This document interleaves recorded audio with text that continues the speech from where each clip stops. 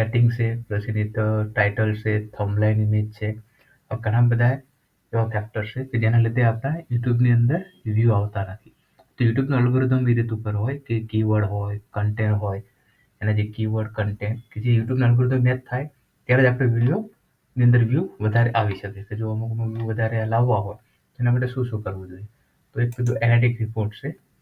Analytic રિપોર્ટની અંદર તમે check કરશો એટલે તમારું વ્યૂ સબસ્ક્રાઇબર કેટલા છે, રિયલ ટાઈમ શું છે, કન્ટેન્ટ, ઓડિયન્સ તમારી કઈ રીતને છે, ટાર્ગેટ કરો છો, ટ્રેન્ડ કયા ચાલે છે, એના બેઝ ઉપર તો તમે ટ્રેન્ડમાં જશો એટલે તમને એક તો અહીં તમને બતાવશે જે તમારા જે કીવર્ડ રિલેટેડ વિડીયો હોય, શોર્ટ હોય, તો આ જે કીવર્ડ સર્ચ થાય છે ને એ તમારા કીવર્ડને મેચ થાય. તો આના બેઝ ઉપર તમે વિડીયો કોઈ બનાવશો, શોર્ટ બનાવશો તો એનો ચાન્સ રહેશે કે વધારે વ્યૂ આવવાના, લાઈક આવવાના, સબસ્ક્રાઇબ થવાના.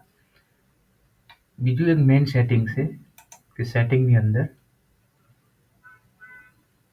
મેં જનરલ એ જે તમે ડિફોલ્ટ કરન્સી રાખ્યા હોય એની અંદર આપણે ચેનલમાં જતા રહીશું. ચેનલમાં એડવાન્સની અંદર મેઇન છે અને ફીચર એલિજિબલ કે આ બંને ફીચર ઇનેબલ હોવા જરૂરી છે. સ્ટાન્ડર્ડ ફીચર અને ઇન્ટરમીડિયેટ કે જે આની અંદર જે મોબાઈલ નંબર નાખીને તમે ઓટીપી આવશે એટલે વેરીફાઈ થશે.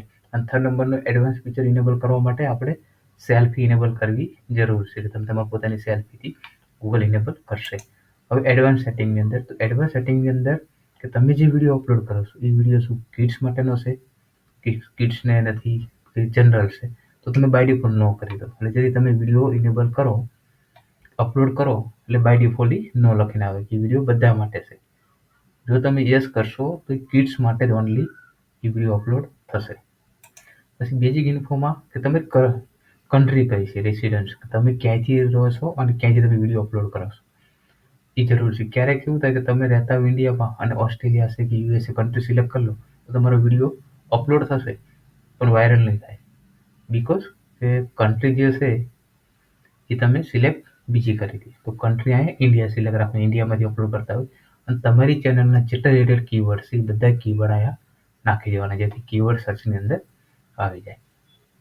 અપલોડ ડિફોલ્ટની અંદર છે કે ટાઇટલ કે તમારે ક્યારેક એવું બનતું હોય કે તમે વિડીયો અપલોડ કરો તો બાય ડિફોલ્ટ ટાઇટલ અને ડિસ્ક્રિપ્શન શું રાખો એ તમે સેટ કરી શકો. તમારા કોઈ વિડીયોની સિરીઝ બનાવો છો કે પાર્ટ 1, પાર્ટ 2 બાય ડિફોલ્ટ તમે ટાઇટલ સેટ કરી શકો છો કે પાર્ટ. પછી તમે જ્યારે વિડીયો અપલોડ કરો તો 1, 2, 3 એટલે તમે એડ કરી શકો છો. એડવાન્સ સેટિંગની અંદર કે તમારે સિલેક્ટ કરવાનું લાયસન્સ, કેટેગરી કઈ છે એ ફરી બાય ડિફોલ્ટ ન હશે પણ તમારે એને સિલેક્ટ કરવાની છે એન્ટરટેનમેન્ટ કરીને. પછી સેવ કરી દેવાનું, કમેન્ટ ઓન રાખી દેવાની. પરમિશનની અંદર એ તો આ વસ્તુ છે કે તમારે કોઈને પરમિશન આપવી હોય એના માટે કોમ્પ્યુટર શીખ્યું હોય. આ સેટિંગ કરશો એટલે તમારી 100% વિડીયો વાયરલ થશે અને વ્યૂ પણ વધશે. Thank you. સબસ્ક્રાઈબ કરો, શેર કરો.